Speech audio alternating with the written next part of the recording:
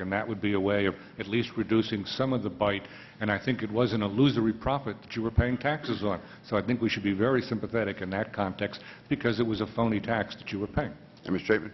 Thank you. There are two things I'd like to say. First, we're not seeking a total bailout or restitution. All we're seeking is that the SEC and SIPC comply with the law.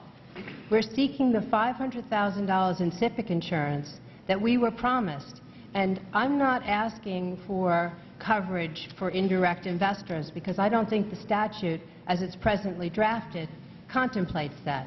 But the statute clearly contemplates that a customer who deposits money with a broker for the purpose of purchasing securities is entitled to $500,000 in SIPC insurance based upon the customer's last statement. That's what the statute says. That's what the SEC has said in every case until now. That's what SIPC has said in every case until now. When a customer had a statement which showed the purchase of real securities, that customer was entitled to replacement securities up to $500,000, even if those securities had tripled in value. And how can we trust our government if Mr. Harbeck, the president of SIPC, can assure a court, as he did in the Southern District of New York in the New Times case, that even if the securities, which were never purchased because it was another Ponzi scheme, even if those securities tripled in value, SIPC would replace the securities up to $500,000. We had a right as law-abiding citizens to rely upon that statement and rely upon the law. Now, with respect to the taxes, there's no question that economically the Internal Revenue Service was the largest beneficiary of Madoff's Ponzi scheme because he was generating short-term capital gains and people were paying taxes on the income they thought they were receiving at the highest tax rate.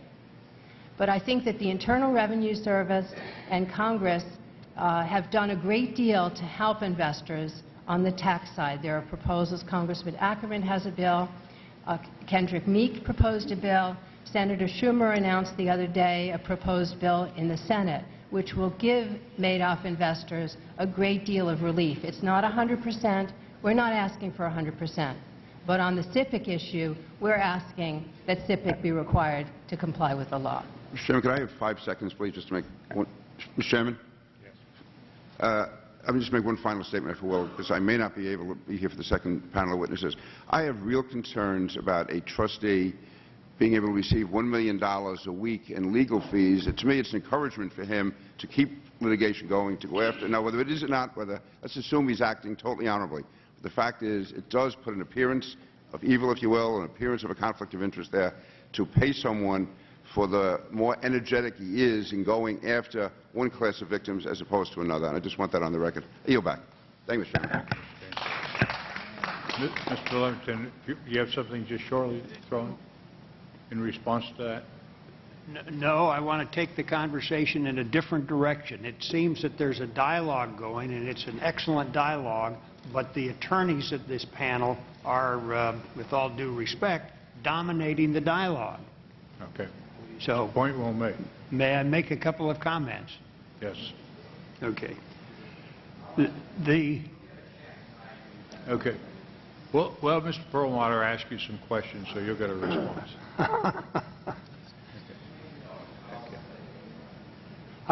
Okay. We'll now hear from the gentlelady from New York, Ms. McCarthy. Thank you, Mr. Chairman, and thank you for holding this hearing. And I agree with some of my colleagues on the committee, and I disagree with others.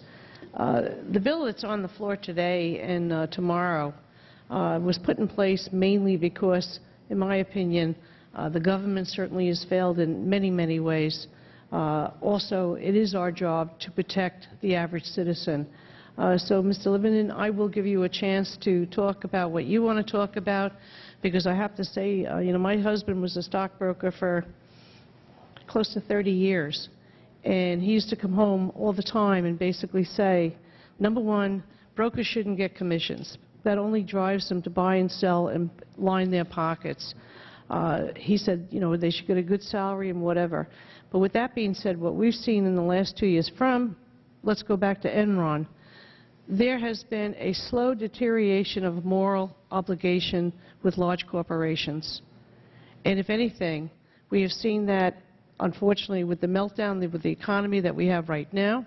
We have seen victims, and as far as, helping some of those victims with a tax break, tax credit, they don't have any money left to pay taxes, or they don't even need a tax credit. Their money is gone. And the ones that were injured were a lot of people that did everything right. And as far as, consumer beware, I'm one of those that will read everything that comes into my house. And you know what? I'm not a lawyer, and I don't understand it all. And if I ask my broker a question, he has to look up the answer. So as far as consumer beware, we try to trust businesses, and unfortunately that has not worked out. But I will give Mr. Leveton a chance to speak about anything he wants in the remaining peonage time. Thank you very much. A couple of comments. Remember the camel trying to put their nose in the tent example? That's where the indirect investors are. I totally understand the issues of net equity and clawbacks and a number of other things that I think are very valid. For the indirect investor, unless they're in the SIPC customer definition, for lack of a better way to say it, none of those things are relevant. They're not going to get any benefit anyway. I think that this is not so much a legal issue as it is an issue of fairness, because you're distinguishing between the direct investors on one hand and the indirect investors on the other hand, and now there's a further definition here, and that's the pension fund investors as separated from the other indirect investors.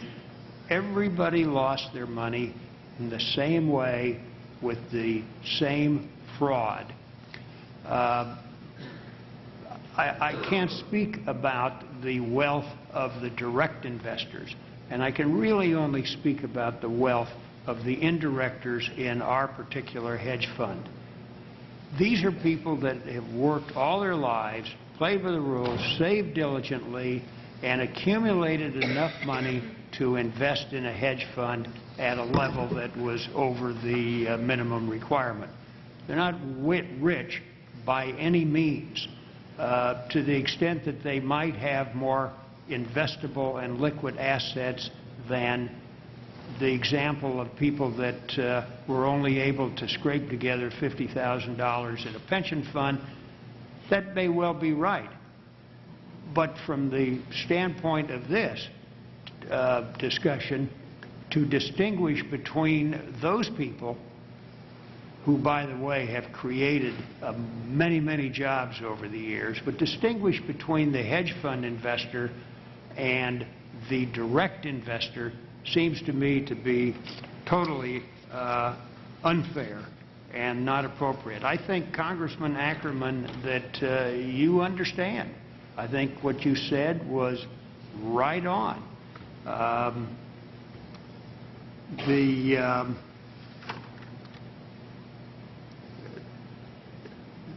The intent, say that another way, my reading of the discussion in 1970 when Senator Muskie, for example, said that this legislation, the SIPA legislation, will protect all Americans, didn't say direct investors, indirect investors, all Americans from brokerage firm fraud, is what was intended. Whoever drafted the SIPA legislation didn't do it clearly enough to indicate that. But that was the intent. And now, what's happening, Chairman Kanjorski, is just what you've said, and Congressman Ackerman is just what you've said. You've got Group A against Group B, against Group C. That clearly was not the intent. And I think that there's no way that SIPC can rectify that, regardless of how good our arguments are. But Congress can. And it can start right here, because you've taken the time and effort to allow this group to talk with you very freely. Thank you. Thank you, Mr. Leslie. Our next member, Mr. Posey. Thank you very much, Mr. Chairman. I think it's clear that the hearts of every member aches for the experiences that the indirect investors have suffered. There's no doubt about that whatsoever. I think we also ache because despite the fact that Mr. Markopoulos tipped the SEC off almost a decade ago to the fact that Madoff was trying to pull a Social Security-like Ponzi scheme off, they ignored him, and he was allowed to do it, and allowed to do it, and allowed to do it. And although I don't think it's realistic to expect that we can ever have laws that guarantee people won't become criminals and they won't try and exploit other individuals, the deterrent to that is swift and sure punishment. And I'm very sad to say that to this day, despite the numerous inquiries, the testimony, the investigations, I don't know that anyone at the SEC has had the wrist slapped yet. I don't even know that there's been a verbal reprimand. I don't think anybody's been fired. We just don't know how they've addressed it. And you know, the only way to deter criminal activity, I mean, you police it the best that you can, and when you find it, you must have swift and sure punishment. Even if the government's in on it, you still must have swift and sure punishment if you want to deter bad activity in the past. You already made it illegal to perform bad activity. We've got plenty of laws there right now that were violated. That Madoff wouldn't be any less or any more of a crook if we have another couple of books of statutes piled up that he violated. The damage was done. Could not have been much worse, I don't think. But I think we need to focus on having a day of reckoning for that kind of bad behavior, which seems to have permeated industry. They referred to Enron earlier. I mean, the whole reason that this economy is in the dumps that it is now, and that future generations, in addition to this, are facing the uncertainty that they are now, boils down to just one word, and that's greed. It's a lack of respect for the process. It's a lack of respect for your fellow man. It's a lack of respect for your investors. It's a lack of respect for everybody. It's putting the dollar first. And a lot of people have a right to be greedy, but they don't have a right to steal from other people. And so until we see that, besides just one man, Bernard Madoff, until we see that there's justice dealt out for everybody who is culpable in letting him pull off that scheme, it's just going to encourage more activities of the same, despite how many laws that we enact. Thank you, Mr. Chairman. I yield. Thank you very much, Mr. Posey. Our next member is Mr. Klein of Florida. Thank you, Mr. Chair. I have some specific questions, but just a quick note on Mr. Posey's comments. Part of the frustration I think most Americans have, as well as the people that were defrauded here, is the fact that there hasn't been enough punishment. Accountability is one thing, and there's the responsibility within our government agencies to follow through, and those people need to be removed if they can't do the job. And one of the big explanations that has come forward on this problem is the fact that there weren't enough people, at least in my view, of providing regulation. The quality of people, many over the years were pushed out, and bad decisions were made. Mr. Markopoulos is a perfect example of the fact that information was presented. This should have been shut down a long time ago, yet people didn't make decisions, and those people need to be punished. But there's a second line on this that goes into the private sector. And I don't think personally that there's enough punishment, criminal punishment, for people that break the laws and defraud the American public. Part of it comes down to Mr. Madoff. Yeah, sure, he's in prison. He couldn't have done this by himself. I just can't accept that. I mean, there's too many other people involved in this process, and there needs to be swift punishment. I agree with that. That sends a very strong message. But let's get to the specifics here. Thank you for your testimony, both as individual investors and as professionals, to give your thoughts on this. One of the problems that I see is that there seems to be some inconsistency in interpretation